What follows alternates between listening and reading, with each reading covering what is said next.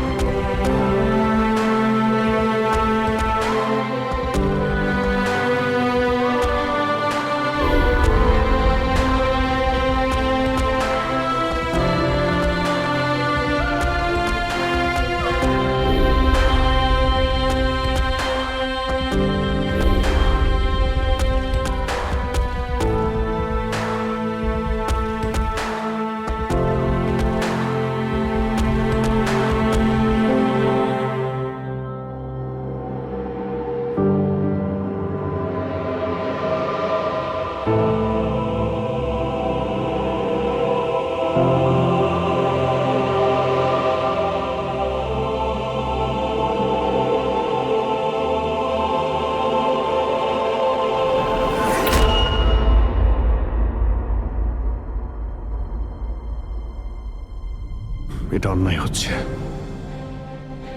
এটা খুবই অন্যায় হচ্ছে। নো অফেন্স স্যার, কিন্তু আপনি আপনি সবসময় আমাদের উপরে এইভাবে সন্দেহ করতে পারেন না স্যার। এটা তুমি কি বলছো অভিজিৎ? কি ভুল বললাম আমি? যখনই কোনো সিআইডি অফিসারকে মিথ্যে ব্লেম দেওয়া হয়েছে, আপনি আমাদের উপর কখনোই ভরসা করেন না। এটা তুমি কি বলছো অভিজিৎ? আমি তোমার কাছে এটা আশা করিনি। স্যার, আমাদেরও আপনার কাছে কিছু আশা থাকে স্যার। আপনার একটা ইশারায় আমরা যে কোনো মুহূর্তে জীবন দিতে প্রস্তুত থাকি। তাহলে এটুকু আশাও কি অন্যায় যে আপনি খারাপ সময় আমাদের পাশে থাকবেন, আমাদের আপনি সহযোগিতা করবেন? তোমাদের আমি সহযোগিতা করি না? সত্যিটা জানার চেষ্টা করিনি? সত্যিটা জানার চেষ্টা করে অনেকবার আপনি আমাদের আত্মসম্মানে আঘাত করেছেন স্যার। আমাদের দায়িত্ব আর কর্তব্যকে আপনি সন্দেহ করেছেন। যখন আমাকে মিথ্যে অপবাদ দেওয়া হয়েছিল, আপনি আমার উপরে ভরসা করেননি স্যার। আর যতক্ষণ পর্যন্ত অভিজিৎ নিজেকে নির্দোষ প্রমাণিত করছে, ওকে জেলেই থাকতে হবে। যখন দয়াকে মিথ্যে অপবাদ দেওয়া হয়, তখন ওকেও আপনি ভরসা করেননি স্যার। কিন্তু হয়তো আপনি একটা কথা ভুলে গেছেন, একবার আপনাকেও এরকম মিথ্যে অপবাদ দেওয়া হয়েছিল স্যার।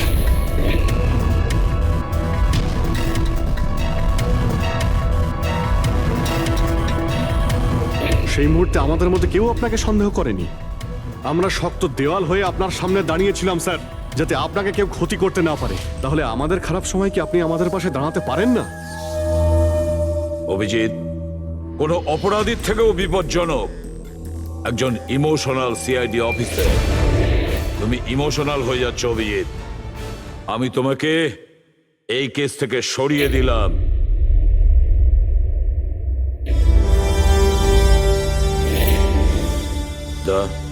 পুরবি, আজ থেকে পঙ্কজের কেস তোমরা দুজন ইনভেস্টিগেট করবে, শুধু শুধু তোমরা দুজনে। ঠিক আছে স্যার। এখন আমার উপরে আপনার এতটুকুও ভরসা নেই যে কেসটাকে আমি নিউট্রাল ভাবে দেখতে পারবো কিনা।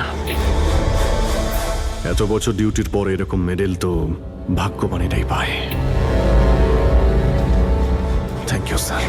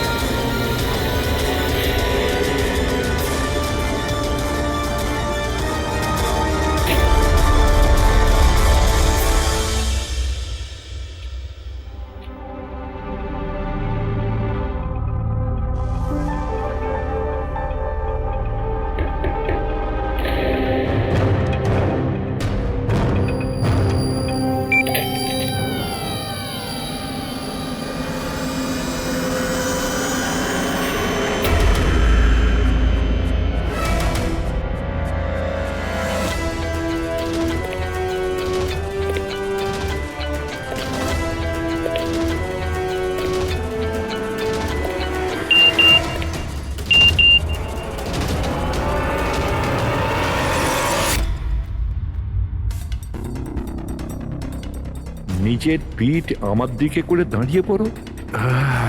চলো এটাও করে দেখে নি।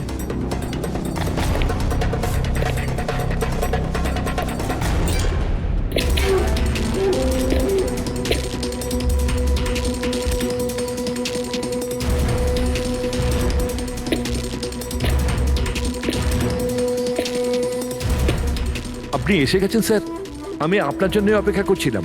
ওইখানে আপনার ফাইলটা আছে, ওখানে পুরো ফাইন্যান্সিয়াল প্ল্যান পড়ে আছে এবং আমার স্থির বিশ্বাস যে আপনার খুব পছন্দ হবে।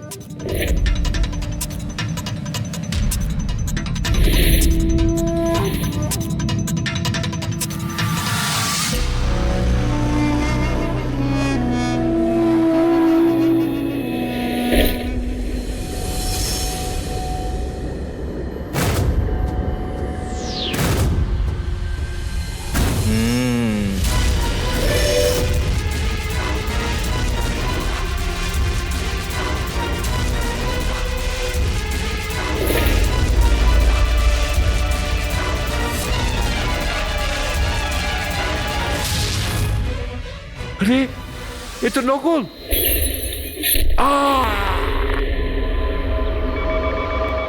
Hello, ACP Pradyuman here. What? কখন? আচ্ছা, ঠিক আছে।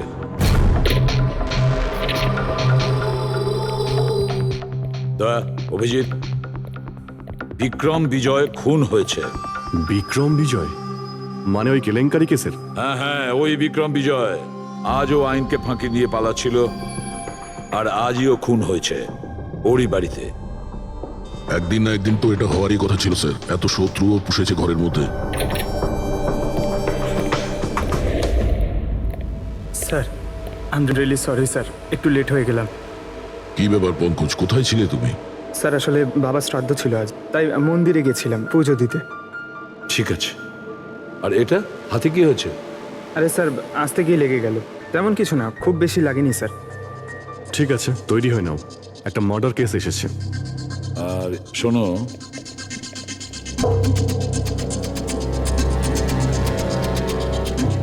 কার আবার মার্ডার হলো? বিক্রম বিজয়।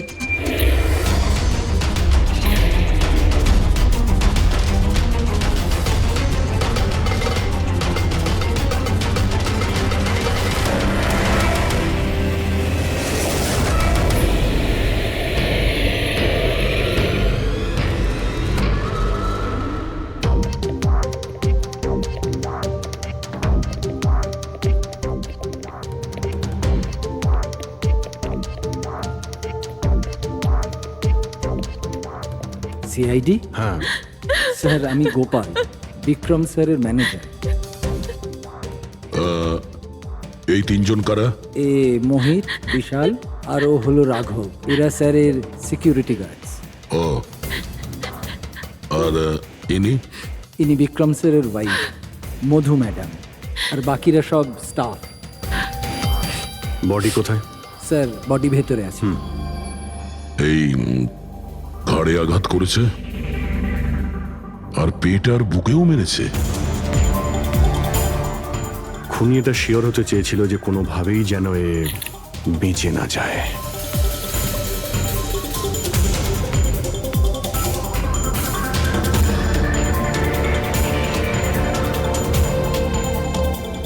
মনে হচ্ছে এটা দিয়ে আঘাত করেছে এর উপর।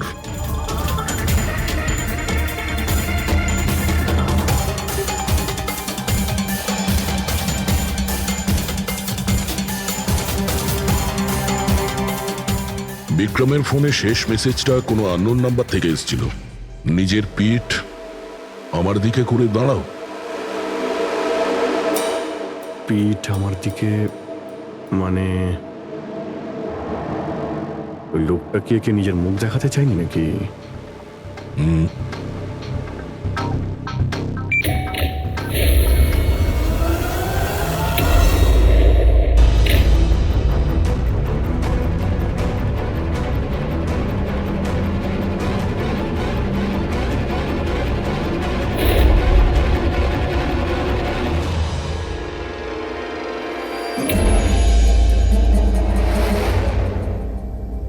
এই দেখুন স্যার, ফুলদানি থেকে আমি কি পেয়েছি? Audio recording device. Audio recording device মানে এই রুমের মধ্যে যা কথাবার্তা হচ্ছিল।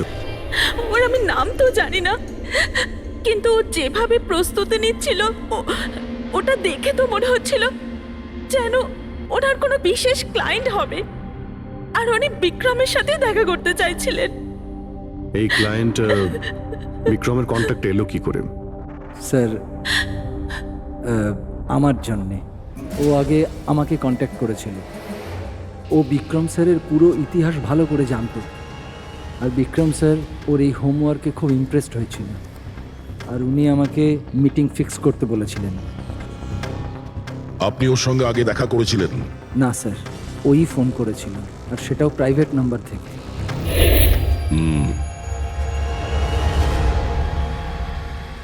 তাহলে আপনারা মিটিং এর আগে সবকিছু দেখে নিয়েছিলেন? হ্যাঁ হ্যাঁ স্যার।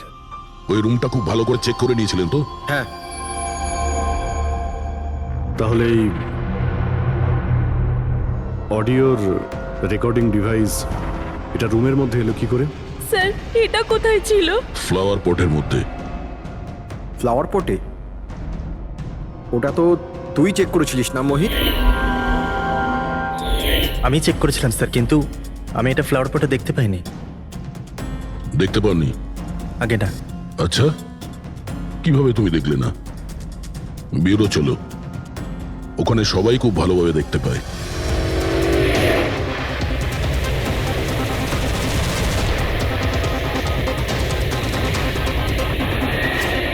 মোহিতের উপর নজর রাখবে। গুলি চালাবে না। কৈলাস স্যার আপনি? কে ইনি? ইনি সিবিআই অফিসার কৈলাস বাবু। কেমন আছেন স্যার? দারুণ।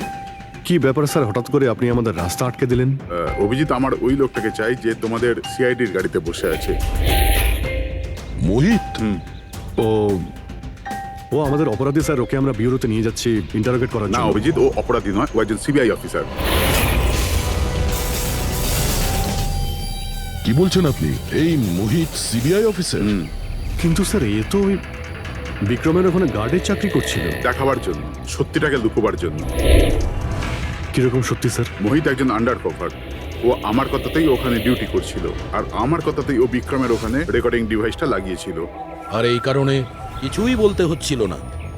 আন্ডার কভার মরে যাবে, কিন্তু প্রোটোকল ভাঙবে না। না ঠিক আছে স্যার, ওই অ্যাকচুয়ালি কিছু জিজ্ঞাসাবাদ তো করতেই হবে, খুনের ব্যাপার তো, জাস্ট জেনারেল জিজ্ঞাসাবাদ। আর আমরা ওই অডিও রেকর্ডিংটা পেতে পারি স্যার? আমরা জানতে চাই যে খুনি আর বিক্রমের মধ্যে কি কথা হয়েছে। আপনি এসে গেছেন স্যার, আমি আপনার জন্য অপেক্ষা করছিলাম। ওইখানে আপনার ফাইলটা আছে, ওখানে পুরো ফাইন্যান্সিয়াল প্ল্যান পড়ে আছে, এবং আমার স্থির বিশ্বাস যে আপনার খুব পছন্দ হবে। এটা নকল। মনে হচ্ছে এই বিক্রম বিজয় খুনিকে চেনে, সেই কারণে খুনি ওকে নিজের মুখ দেখতেই দেয়নি। আর যখন বিক্রম জানতে পারে যে যে টাকাগুলোকে দেওয়া হয়েছে সেগুলো নকল, তখন সে বিক্রমকে খুন করে আর ব্যাগ নিয়ে চলে যায়। একটা কাজ করি আমরা, এই মোহিতকে, আন্ডার কভার পুলিশকে কিছু জিজ্ঞাসাবাদ করি। আই এম সরি স্যার, এই কেসটা এখনো বন্ধ হয়নি। এই জন্য আমি যদি আপনাদের এর থেকে যদি কিছু বেশি বলি তাহলে প্রোটোকল ভাঙা হবে, হুইচ আই ডোন্ট ওয়ান্ট। দেখো মোহিত, আমি তোমার প্রোটোকলকে রেসপেক্ট করি। এমন তো কিছু পেয়েছো তোমার ইনভেস্টিগেশন চলাকালীন যেটা হয়তো তোমার প্রোটোকলের মধ্যে পড়ে না, আর সেই জন্য তুমি আমাদের কিছু বলতে পারো। কিছু তো একটা বলবে যে সূত্র ধরে আমরা খুনি পর্যন্ত পৌঁছতে পারি। আমি আপনাদের শুধু এটা বলতে পারি যে গত কয়েক বছর ধরে সিবিআই এই বিক্রমের পিছনে পড়েছিল। আজ থেকে 15 বছর আগে, সাল 2002-তে সিবিআই এক আন্ডার কভার অফিসারকেও বিক্রমের পিছনে লাগিয়েছিল কিছু বিশেষ প্রমাণ জোগাড় করতে, কিন্তু কিছু পাওয়া যায়নি। আর আনফর্চুনেটলি আমাদের এই অফিসার মারা যান। এক মিনিট, নাম কি ছিল এই অফিসারের? ইন্সপেক্টর অধিরাজ।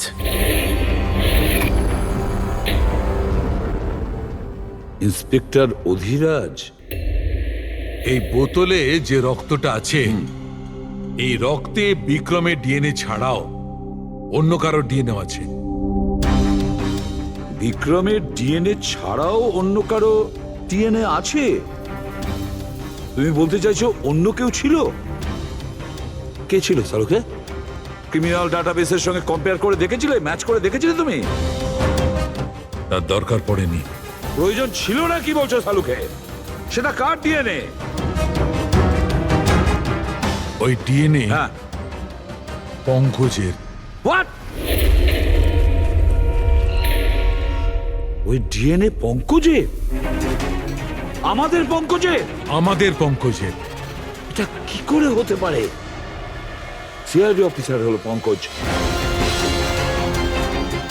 সিআইডি অফিসার পঙ্কজ খুন করতে পারে? আমাদের একজন অফিসার খুনি? কিন্তু স্যার, পঙ্কজ কেন খুন করতে যাবে? সেটাই তো, সিআইডি অফিসার কেন খুন করতে যাবে? স্যার, বিক্রমের বাড়ির থেকে 1 কিলোমিটার দূরে পুলিশ একটা বেবারিশ মোটরসাইকেল পেয়েছে স্যার। কার মোটরসাইকেল ছিল ওটা? স্যার, ও পঙ্কজের ওটা।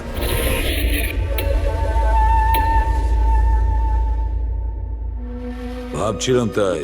তার মানে পঙ্কজের বাইকটা পাওয়া গেল ওখানে, আর আপনাদের কারুর অবাক লাগলো না? ফ্রেডি, বিক্রম বিজয় যে মারা গেছে আজ 15 বছর আগে, অধিরাজ বাবু পঙ্কজের বাবা একটা আন্ডার কভার কপ বডিগার্ড সেজে বিক্রম বিজয়ের বিরুদ্ধে প্রমাণ জোগাড় করছিল, আর সেই কারণে ও মারাও গেছে। তার মানে স্যার, পঙ্কজ এটা ভাবে যে পঙ্কজের বাবার মৃত্যুর পিছনে এই বিক্রম বিজয়ের হাত রয়েছে, আর এই জন্য ও ওর বাবার মৃত্যুর প্রতিশোধ নেবার জন্য।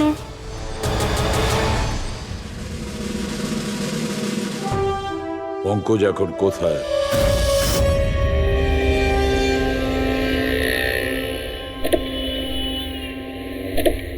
আরে স্যার, আপনারা? আরে এই প্রশ্নটাই তো আমরা তোমাকে জিজ্ঞেস করছি। তুমি এখানে কি করছো? তুমি তো অসুস্থ ছিলে। আরে স্যার, বাইক চুরি হয়ে গেছিল আমার। এই সামনের থানাতেই রিপোর্ট লেখাতে এসেছিলাম। এই দেখুন।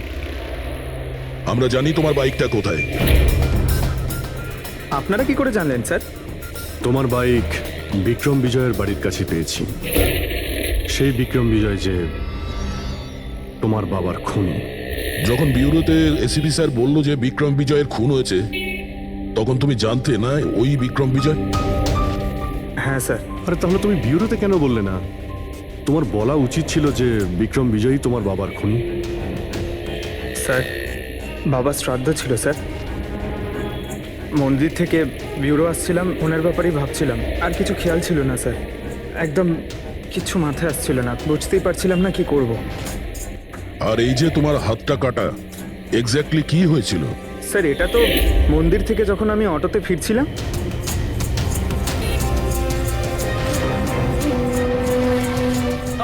কি হলো স্যার? তাহলে একজন অচেনা লোক আঘাত করে চলে গেল? হ্যাঁ, এমনি অকারণে? স্যার, আমি জানি বিশ্বাস করাটা একটু কঠিন, কিন্তু এটাই সত্যি। আচ্ছা পঙ্কজ, তুমি সবসময় তো বাইকে করে বিউরোতে আসতে, হঠাৎ তুমি অটো করে কেন এলে? হঠাৎ করে না স্যার, আমার বাইক তো দুদিন ধরে খারাপ হয়ে রয়েছে। তাহলে তোমার খারাপ হয়ে যাওয়া বাইকটাকেও নিয়ে গেল, সে ওটাকে রিপেয়ার করলো, আর ঠিক হয়ে যাওয়ার পর ওটাকে একটা ফাঁকা জায়গায় ফেলে দিয়ে এলো, তাও কাকতালীয় ভাবে এমন একজনের বাড়িতে ফেলে দিয়ে এলো যার আজই খুন হয়েছে, আর যে তোমার বাবার খুনিও। স্যার, আপনারা আমাকে সন্দেহ করছেন? আপনাদের মনে হচ্ছে ওই বিক্রম বিজয়কে আমি মেরেছি?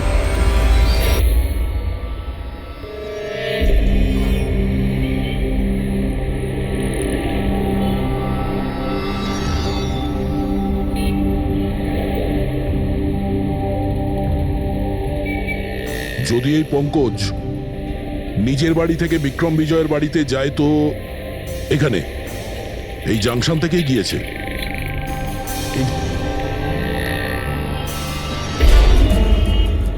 স্যার, সিগন্যালে সিসিটিভি ক্যামেরা রয়েছে। এই সিসিটিভি ক্যামেরার ফুটেজ থেকেই আমরা জানতে পারবো যে পঙ্কজ ওই বাইকে করে এখান থেকে গিয়েছিল নাকি ওটা অন্য কেউ ছিল।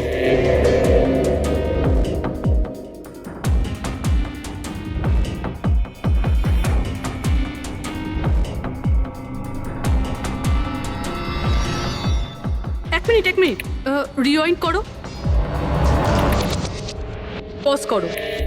স্যার এই দেখুন, একে পঙ্কজের মতনই দেখতে লাগছে না? বাইকের নাম্বার হলো XYA4784।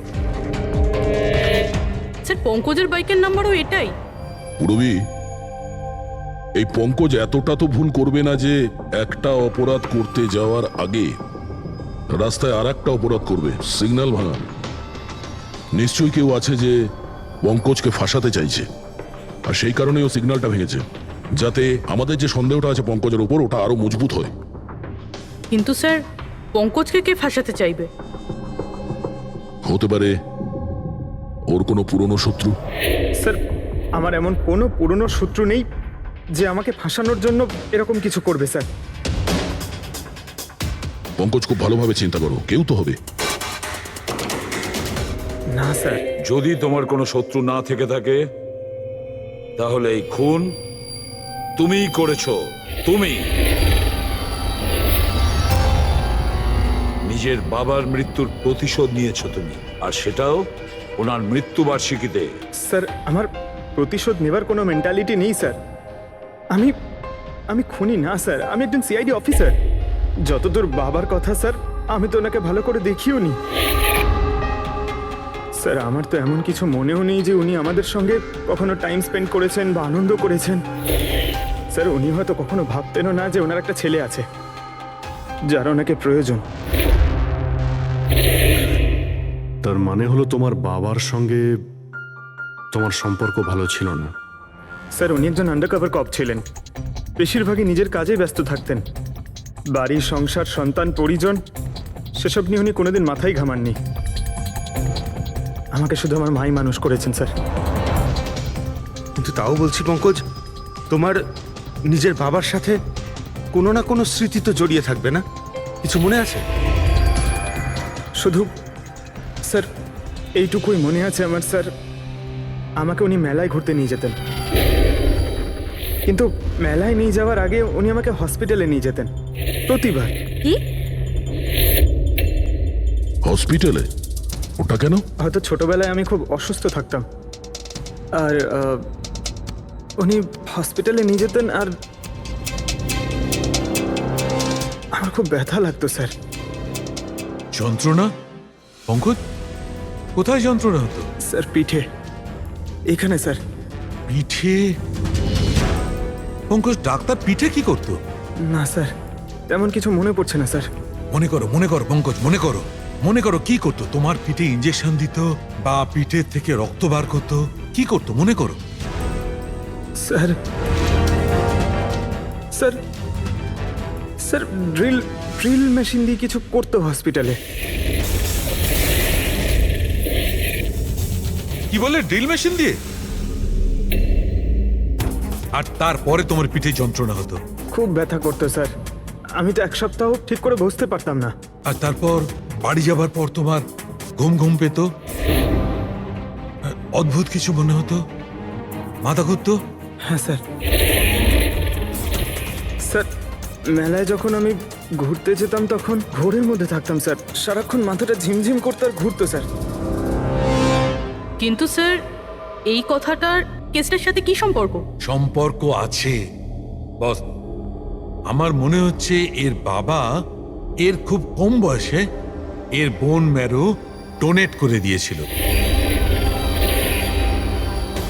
কিন্তু স্যার বাচ্চাদের বোন ম্যারো ডোনেট করা তো বেআইনি কাজ।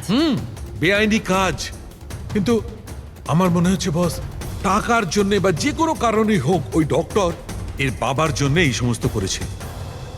সেটা বুঝলাম স্যার, কিন্তু আমি এখনো এটা বুঝতে পারছি না যে ওই ঘটনাটার এই কেসের সাথে কি সম্পর্ক। কানেকশন এইটা পুরোপুরি, যখন কাউকে বোন ম্যারো ডোনেট করা হয়ে থাকে তখন যাকে বোন ম্যারো ডোনেট করা হয়েছে সেই ব্যক্তির হিউম্যান কাইমারিজম হয়ে যায়। হিউম্যান কাইমারিজম? এটা কি ডক্টর সালুখে? মনে করো যে লোকটাকে বোন ম্যারো ডোনেট করা হয়েছে সেই ব্যক্তিটির শরীরে দুটো ডিএনএ তৈরি হয়ে যায়। একটা ডিএনএ সেইটা যেটা ওর নিজের অরিজিনাল, আর দ্বিতীয় ডিএনএটা তার যার বোন ম্যারো তাকে ডোনেট করা হয়েছে তার। তার মানে ডক্টর পঙ্কজের বোন ম্যারোটা যে পেয়েছে তার রক্তেও এই পঙ্কজের ডিএনএ আছে। এক্স্যাক্টলি দয়া বস, আমার মনে হচ্ছে সেই ব্যক্তিটা একটা বিশেষ লোক যার জন্যে পঙ্কজের বাবাই কাজ করেছিলেন।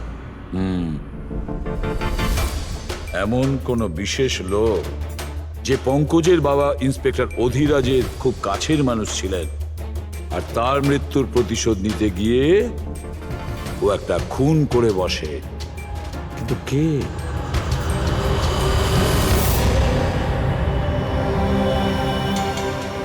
দয়া।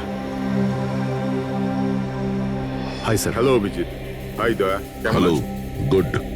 সরি আপনাকে এরকম একটা জায়গাতে ডেকে আনতে হলো। অভিজিৎ, যে ইনফরমেশন তোমার দরকার ছিল সেটা না সিআইডি অফিসে দেওয়া যেত না আমার অফিসে। থ্যাংক ইউ স্যার আমাদের সাহায্য করার জন্য। স্যার পঙ্কজ একজন সৎ অফিসার, আর যদি আপনার সাহায্যকে আমরা নিরাপরাধ প্রমাণ করতে পারি। অভিজিৎ, তোমার মনে আছে এক বিপজ্জনক অপরাধী ছিল রাকা, তাকে ধরতে তুমি আমাকে সাহায্য করেছিলে। তা ধরে নাও আমি সেটারই ঋণ মেটাচ্ছি। এসব আপনি কি বলছেন স্যার? অ্যাকচুয়ালি আমাদের পঙ্কজের বাবা ইন্সপেক্টর অধিরাজের ব্যাপারে কিছু ইনফরমেশন চাই, যতটা আপনি দিতে পারবেন। আপনি কাজ করেছেন না ইন্সপেক্টর অধিরাজের সঙ্গে? হ্যাঁ দয়া, অধিরাজ খুবই সৎ ইন্সপেক্টর ছিল আর সাহসীও। আমার তো এটা বলতে গর্ব হয় যে আমরা একসাথে কাজ করেছি। স্যার অ্যাকচুয়ালি আমরা এটাই জানতে চাই যে ওনার আন্ডারকভার মিশনের সময় ওনার সঙ্গে কারো কি কোনো গভীর সম্পর্ক হয়েছিল? কোনো নতুন পরিবার, সেরকম কিছু? অভিজিৎ, এই যে আন্ডার কভারদের যে দুরকম জীবন হয়, খুব কঠিন হয় সেটা সামলানো। এই পুলিশেরাও তো মানুষ হয় নাকি, আর তাদেরকেও সেই সীমাটা পেরিয়ে যেতে নেই যেটা ও পেরিয়ে গিয়েছিল। মানে ওনারও কারোর সঙ্গে ভালোবাসা হয়েছিল? ওনারও কোনো অন্য পরিবার ছিল? হ্যাঁ, অধিরাজের দ্বিতীয় স্ত্রী বাচ্চা জন্ম দিতে গিয়ে মারা গিয়েছিল।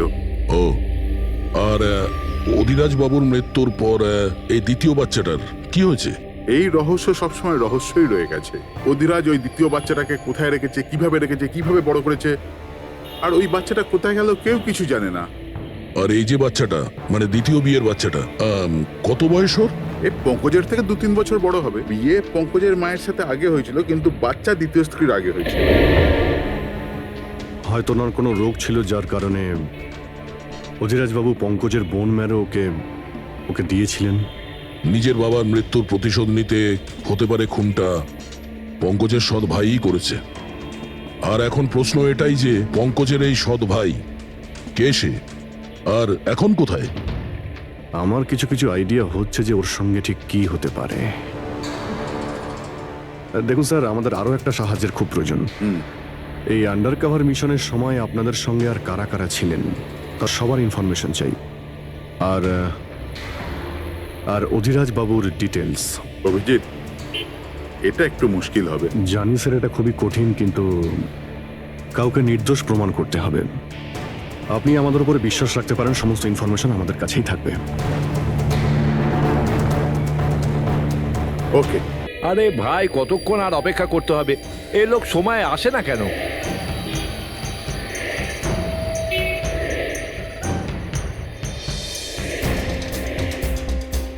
আরে ভাই, আধ ঘন্টা ধরে অপেক্ষা করছি। আজই আমার পুরো টাকা চাই। আজই আমাকে এই শহর ছেড়ে দিতে হবে।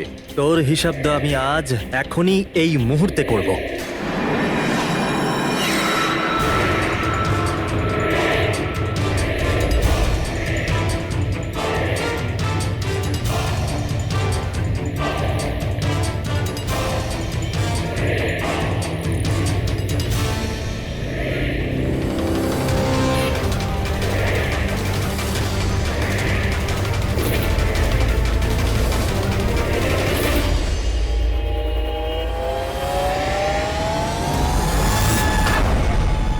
ওর অ্যাকাউন্ট সিআইডি বন্ধ করবে।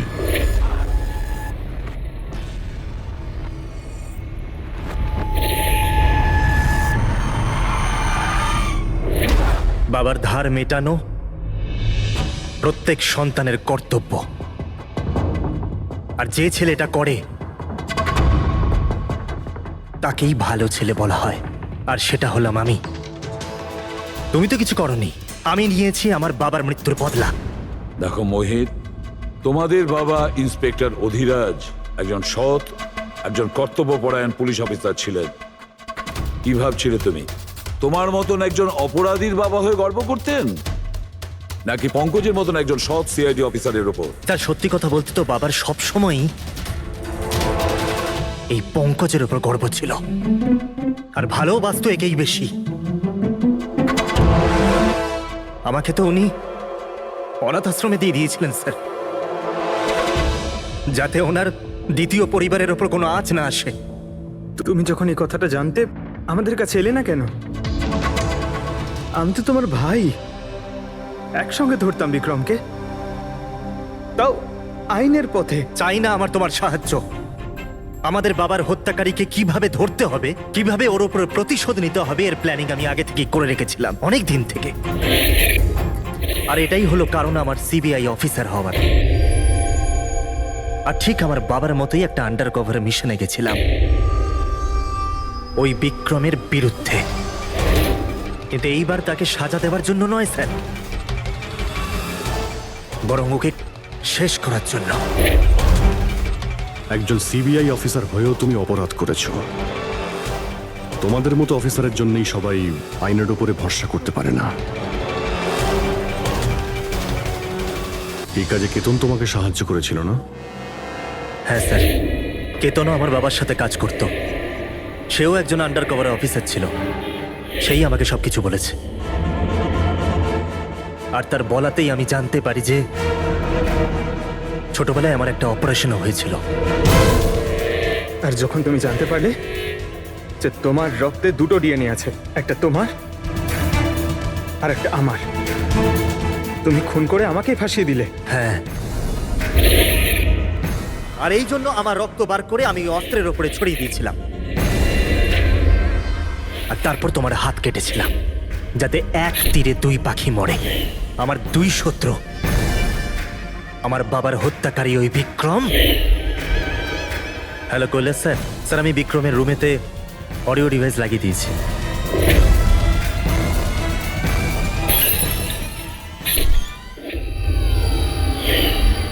আর তুমি আমাকে এত ঘৃণা করার কারণ কি ভাই? কেন করবো না বলো তো? আজ পর্যন্ত সবকিছু তুমি পেয়েছো, আমাদের বাবার নাম, ওনার ভালোবাসা, ওনার সম্মান, সবকিছু। আর দুঃখের বিষয় তো এটা যে এত কিছু পাওয়ার পরেও তোমার এতটুকু হুঁশ ছিল না যে আমাদের বাবার হত্যাকারী কে। স্যার, আজকে যদি আমি না হতাম তাহলে আমাদের বাবার হত্যাকারী আজও বেঁচে থাকতো এবং ঘুরে বেড়াতো। আর তুমি কি পেলে মোহিত? জেল। আর খুন করে তোমার বাবা কি পেল? মরার পরে লজ্জা। স্যার, একটা প্রশ্ন করতে পারি আপনাকে? আপনারা আমার কাছে পৌঁছলেন কি করে? কারণ আমি এতটুকুও ভুল করিনি সমস্ত প্রমাণ পঙ্কজের বিরুদ্ধে করতে। সেটা তো আমরা জানতাম যে পঙ্কজ এ কাজ কোনোদিন করতে পারে না। আর বাকি রইল তোমার অবধি পৌঁছানোর। যখন আমরা দুটো ডিএনএর খোঁজ পেলাম, আমরা তোমার বাবা ইন্সপেক্টর অধিরাজের ব্যাকগ্রাউন্ড চেক করলাম। সেখান থেকেই আমরা জানতে পারি যে ওনার আরো একজন ছেলে আছে, তুমি। ব্যাস, আমরা সেই ছেলের ঠিকুজি খুঁজে বার করলাম তোমার। আর পুরো ব্যাপারটা ছবির মতন পরিষ্কার। অনেক ভুল করেছো তুমি মোহিত, মস্ত বড় ভুল করেছো। আইন তোমাকে কঠোর থেকে কঠোরতম শাস্তি দেবে, হয়তো যাবজ্জীবন জেল, না হলে ফাঁসি।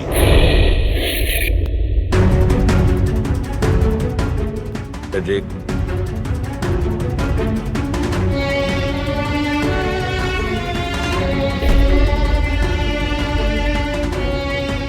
সরি স্যার, আমি জানি তোমার মনে শুধু আমার প্রতি ঘৃণাই আছে, কিন্তু আমি সত্যি জানতাম না আমার কোনো ভাই আছে। আমি জানি না তোমার সঙ্গে কি হবে, কিন্তু তুমি একটা কথা সবসময় মনে রেখো, আমি তোমার অপেক্ষা করব। I'll wait for you, brother.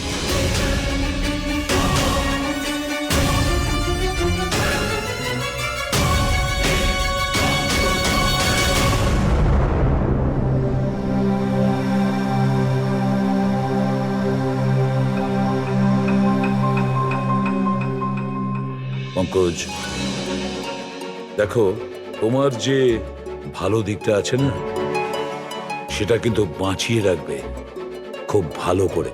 Welcome back to CID. Thank you, sir. Sir, I am sorry sir, আপনি ঠিকই বলছিলেন। ইমোশনাল হয়ে আমি স্যার একটু বেশি বলে ফেলেছি। I am sorry. দেখো অভিজিৎ, তোমরা সবাই আমার কাছে শুধু সিআইডি অফিসার নও, তোমরা আমার গর্ব, আমার আত্মবিশ্বাস, তোমরা আমার শক্তি। তোমরা আর এসিবি প্রদ্যুমান আজ পর্যন্ত নিজের শক্তিকে সন্দেহ করেনি, না কোনোদিন করবে। সময় তো সব সময়ই মানুষের পরীক্ষা নেয়, কিন্তু কর্তব্যের পথে চলার সময় যদি নিজের সন্তানের উপরেও গুলি চালাতে হয়, আমাদের হাত যেন না কাঁপে। স্যার, আমি কিচ্ছু করিনি স্যার। আমি কাউকে খুন করিনি স্যার। এটা কি জানো? DNA report sir. তাহলে এটাও জানো যে এর রিপোর্টে কি লেখা আছে। আর তারপরেও তুমি চাইছো যে আমি মেনে নেবো যে তুমি কোনো দোষ করনি, তুমি দোষী নও। স্যার, স্যার, আপনি আমাদের শিখিয়েছেন সত্যের থেকে বড় এই পৃথিবীতে আর কিচ্ছু নেই স্যার। এই কেসটার সত্যিটাও তাই স্যার। আমি কাউকে খুন করিনি স্যার, আমি সত্যি বলছি। তুমি যদি খুন না করে থাকো, তাহলে তোমার রক্ত ওই অস্ত্রতে লাগলো কি করে পঙ্কজ? আমি জানি না স্যার। Damn it! জানো না মানেটা কি? হ্যাঁ, এই যে তোমার হাতে চোট লেগেছে, ওই যে রক্ত চিহ্নটা রয়েছে, সেটাই চিৎকার করে বলছে খুনি তুমি পঙ্কজ, তুমি। আমি আপনাকে বলেছিলাম স্যার, আমি অটো করে যখন ব্যুরো আসছিলাম তখন কেটে গেছিল স্যার।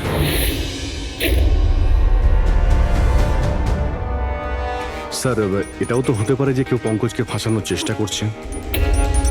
পঙ্কজ যে লোকটা তোমার হাত কেটেছিল, হয়তো সেই তোমার রক্তের স্যাম্পেল নিয়ে গেছে ক্রাইম সিনে রাখার জন্য। স্যার না স্যার, স্যাম্পেল ছিল না ওর কাছে। ও যখন আমার হাত কেটেছিল তখন সঙ্গে সঙ্গে রক্ত বেরোয়নি স্যার। ও চলে যাবার পর আমার রক্ত বেরিয়েছিল। ওর কাছে আমার স্যাম্পেল থাকতেই পারে না স্যার। যদি তোমার রক্ত কেউ না নিয়ে থাকে, তাহলে তোমার রক্ত